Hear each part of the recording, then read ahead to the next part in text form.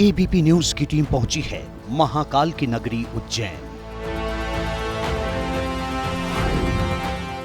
नमस्कार, मैं हूं श्रीनिवास और इस वक्त मैं मौजूद हूं महाकाल की नगरी उज्जैन में। कहते हैं कि महाकाल के दरबार में जो भी मांगा जाता है वो इच्छा पूरी होती है, इसलिए देश और दुनिया से महाकाल के तमाम भक्त उज्जैन में बाबा के दरबार में पहुंचते हैं। और जब मौसम चुनावी हो तो महाकाल के दरबार में सियासी भक्तों का आना जाना बढ़ जाता है। और मध्य प्रदेश का चुनाव बिल्कुल ही करीब है और हम यहाँ मौजूद हैं ये समझने के लिए कि आने वाले चुनाव में महाकाल का आशीर्वाद किसे मिलेगा और क्या है महाकाल की नगरी उज्जैन के मतदाताओं का सियासी मिजाज।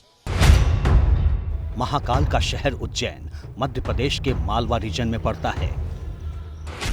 मालवा रीजन में विधानसभा की 45 सीटें हैं। 2018 में बीजेपी को 23, कांग्रेस को 21 और अन्य को 1 सीट मिली थी। इस बार मालवा के उज्जैन का मूड समझने एबीपी न्यूज की टीम सबसे पहले महाकाल लोक पहुंची। पिछले साल ही महाकाल लोक का उद्घाटन पीएम मोदी ने किया था। यहाँ का भव्य नजारा लोगों का मन मोह लेता है।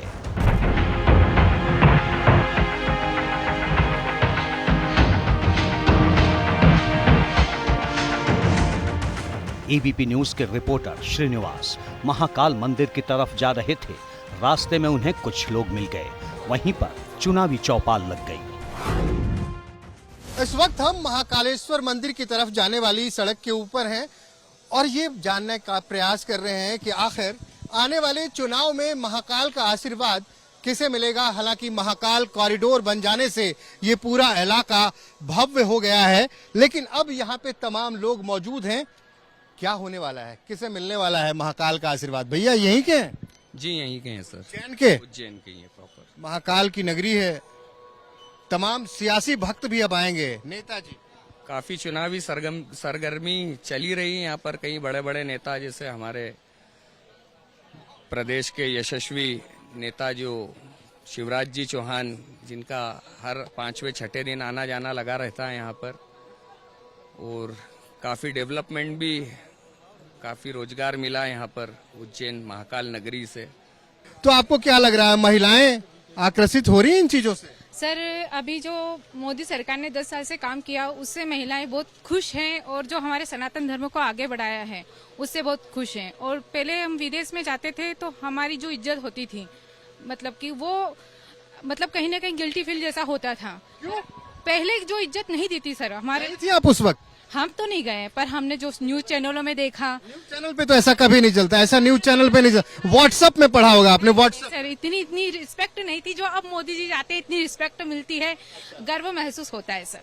मैं तो एक बात बोलता हूँ, ना मामा जी ना काका जी, जो अच्छा कार्य करेगा, जो हर वर्ग को लेके साथ में चलेगा, हर समाज को लेके साथ में चलेगा, वही मध्य प्रदेश में शासन चला पाएगा, अन्यथा कोई नहीं चला पाएगा।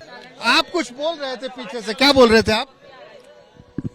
मोदी जी की सरकार ही आना चाहिए। सब में अच्छा काम करे है तो मोदी जी ने करे है।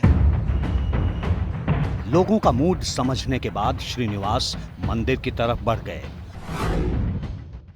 इस वक्त हम महाकाल के दरबार में मौजूद हैं। ठीक हमारे पीछे आप देख सकते हैं महाकाल का वो दरबार जहां पे तमाम भक्त अपनी मन्नतों को पूरी करने के लिए बाबा के दरबार में अर्जी लगाते हैं। और इस वक्त हम यहाँ मौजूद हैं ये समझने के लिए कि आने वाले चुनाव में महाकाल का आशीर्वाद किस सियासी भक्त को मिलेगा।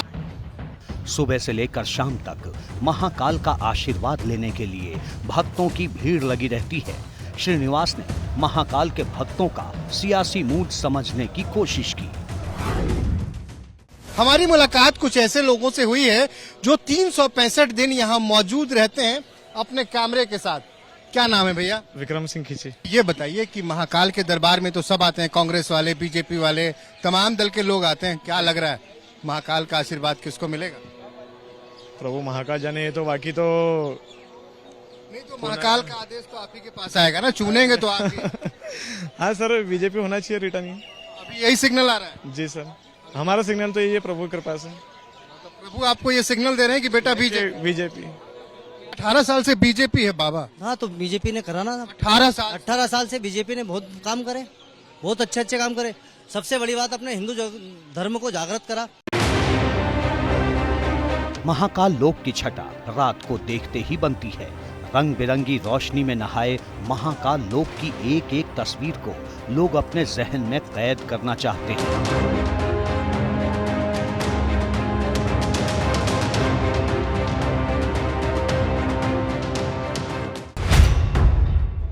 उज्जैन जिले में विधानसभा की 7 सीटें हैं। 2018 में कांग्रेस को 4 और बीजेपी को 3 सीट मिली थी। उज्जैन एमपी के सबसे बड़े शहरों में से एक है। शिप्रा नदी के किनारे बसे उज्जैन में हर रोज सैकड़ों श्रद्धालु दर्शन पूजन के लिए आते हैं। श्रीनिवास को यहां आवाहन अखाड़े के महामंडलेश्वर रामगिरी मिले, जिनका बयान सत्ताधारी दल को बेचैन कर सकता है। आज देखिए हर व्यक्ति को हर चीज दी जा रही है, पर हमारे साधु संतों को क्या चीज दी जा रही है? कुछ भी नहीं दिया जा रहा है। इतना बड़ा वो महाकाल कॉरिडोर बनाया गया, रास्ते सुगम किए। ये आम हमारे पूरे भारत नहीं विश्व के लिए बनाया गया है, पर हमारे जहाँ साधु संत छोटे छोटे रहते हैं, आम लोगों को कुटिया देते हैं, आम लोगों को पानी की व्यवस्था देते हैं, आम लोगों को बहुत सारी व्यवस्था देते हैं सरकार, पर हमें हमारे जहाँ छोटे साधु रहते हैं उनको बैठने की जगह नहीं देती है सरकार। महाकाल के दर्शन के बाद काल भैरव का दर्शन करना जरूरी होता है। मान्यता है कि काल भैरव के दर्शन से ही महाकाल के दर्शन का फल मिलता है। सो हमारी टीम काल भैरव की तरफ चल पड़ी। काल भैरव के रास्ते में श्रीनिवास ने गाड़ी रोकी और लोगों से चुनाव पर चर्चा की। उज्जैन शहर से काल भैरव मंदिर जाने के रास्ते में यहाँ पे हमें कुछ लोग बैठे हुए दिखाई दिए। चाय पानी नाश्ते की दुकान है। पर्यटक आते हैं, भक्त आते हैं, यहाँ रुकते हैं, खाते पीते हैं, और वैसे भी आसपास के लोग जो हैं यहाँ पे जमा होते रहते हैं। भैया पे नजर पड़ गई। क्या करते हैं भाई साहब आप? बेकरी का काम करते हैं। बेकरी जो बिस्किट विस्किट बनती है? हाँ जी। टोस्ट जो वो चाय में डुबा के खाते हैं। चाय में डुबा के खाते हैं। तो वो किस मुद्दे पे होगा? ये विकास वगैरह हुआ है उज्जैन में? हाँ हुआ, विकास तो हुआ, बहुत हुआ, विकास तो बहुत हुआ, काम तो अच्छा करा। क्या लग रहा है, आप तो युवा हैं? बीजेपी सरकार को समर्थन करते हैं। काफी काम कराए गए बीजेपी द्वारा, अच्छे काम हो रहे हैं यहाँ पे। काफी उद्धार गया है, कॉरिडोर का निर्माण किया है, महिलाओं को आरक्षण दिया गया है। अभी 33% आरक्षण दिया है। बहुत खुशी की बात है। बीजेपी एक अच्छा कार्य कर रही है जिससे महिलाओं को आगे योगदान मिले। उज्जैन वो इलाका है जिसे बीजेपी का गढ़ माना जाता रहा है। 2013 में जिले की सभी सीटें बीजेपी ने जीती थी। 2019 के लोकसभा चुनाव में भी बीजेपी ही जिले की 7 सीटों पर आगे थी। अब महाकाल के आशीर्वाद से बीजेपी फिर सत्ता में वापसी चाहती है और मौजूदा मूड उसके साथ ही दिख रहा है।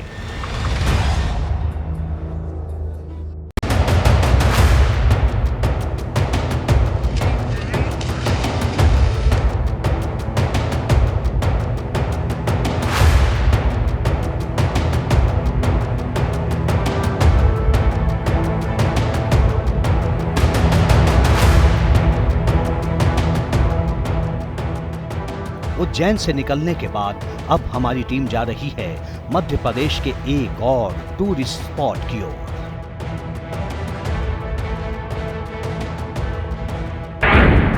नमस्कार, मैं हूं श्रीनिवास और इस वक्त मैं मौजूद हूं पूरी दुनिया को सत्य और अहिंसा का संदेश देने वाली भूमि सांची में।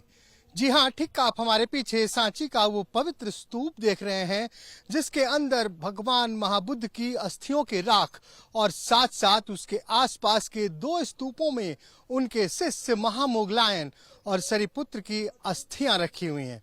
और जी हां, इन तमाम नज़ारों के बीच इसके बाद हम आपको लेकर चलेंगे सांची के साथ साथ, जो कि जिला रायसेन में आता है, विदिशा जिले के भी उन तमाम विधानसभाओं में, और वहां जाकर बात करेंगे लोगों से और जानेंगे कि क्या है उनका सियासी मिजाज। सांची का विश्व विख्यात स्तूप रायसेन जिले में पड़ता है। रोज यहाँ सैलानियों की भीड़ लगी रहती है। एबीपी न्यूज की टीम ने सांची के बस स्टैंड पर चुनावी चौपाल लगाई और लोगों से यहाँ का मूड जाना। कैसा लग रहा है? तीसरी बार चुनाव हो रहा है आपके यहाँ?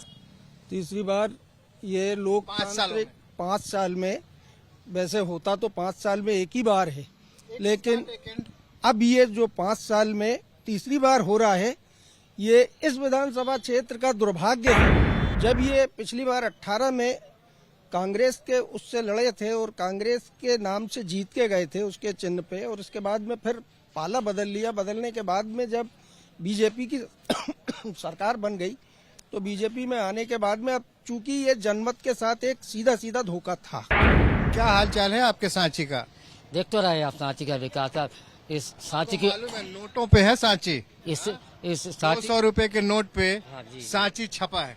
इस सांची की आपके बदकिस्मती पॉकेट में नोट आ रहे हैं या नहीं आ रहे? नहीं आ रहा है हमारे सिर्फ पास। मुहर है आपका। बस इस सांची की बदकिस्मती ये है साहब, जब से देश आजाद हुआ, जब से विधानसभा बनी है, अधिकांश बीजेपी की सीट रही है। ये मात्र 2 बार कांग्रेस सीट जीती है इसमें, और उस 50 साल में आप जो देख तो रहे सांची का बेकार। माहौल किसका बन रहा है? माहौल अभी तो मतदाता तो खामोश है खामोश है फिलहाल में। तूफान तो नहीं आने वाला? तूफान आ सकता है, बदलाव नजर आ रहा है कुछ। कौन सी पार्टी की फसल लहलहाने वाली है? ये तो कुछ कह नहीं सकते, कांग्रेस और बीजेपी दोनों की चल रही है। दोनों की चल रही है। अब तो सियासत की बारिश होने वाली है, राजनीति की। राजनीति में कमल खिलेगा, कमल खिलेगा बिल्कुल 100%।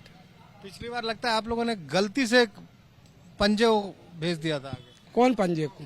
2018 हम कभी पंजे को हाथ ही नहीं लगाते। सरकार मतलब किस विषय में बोल रहे 23 में चुनाव आ गया। अब क्या माहौल लग रहा है आपके सांची का? 18 में तो जीती थी कांग्रेस, फिर इधर उधर हुए, पलटी वाली खेल चला, फिर उपचुनाव हुआ, फिर जीती भाजपा, कैंडिडेट वही थे कांग्रेस वाले, और फिर तीसरी बार वही कैंडिडेट होंगे ही।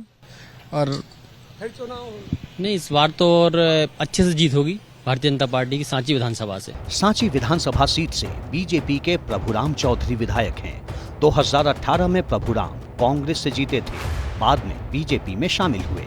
2020 के उपचुनाव में प्रभुराम बीजेपी के टिकट पर चुनाव जीते। बीजेपी ने फिर से प्रभुराम को उतारा है, जबकि कांग्रेस ने यहां से जीसी गौतम को टिकट दिया है। रायसेन जिले से सटा है विदिशा। एबीपी न्यूज की टीम अब विदिशा की तरफ जा रही है। सांची और विदिशा के बीच में है उदयगिरी की विश्व प्रसिद्ध गुफा। हिंदू देवी देवताओं की पत्थर की प्रतिमाएं यहां संरक्षित हैं, जिसे देखने लोग आते हैं। जी हाँ, इस वक्त हम पहुंच चुके हैं विदिशा जिले में उदयगिरी की गुफाओं में। कहते हैं कि ये गुफाएं आज से तकरीबन 1800 साल पहले गुप्त राजाओं के द्वारा बनाए गए थे। बताया ये गया है कि चंद्रगुप्त द्वितीय के कार्यकाल में इन तमाम गुफाओं का निर्माण कराया गया था। कुल मिलाकर 20 गुफाएं हैं, जिसमें हिंदू देवी देवताओं के साथ साथ ही 2 गुफाएं जैन मुनियों को समर्पित हैं। तो चलिए जनता के सियासी नब्ज टटोलेंगे, लेकिन उसके पहले आप अनुभव कीजिए विदिशा के ऐतिहासिक धरोहरों के स्पंदन का।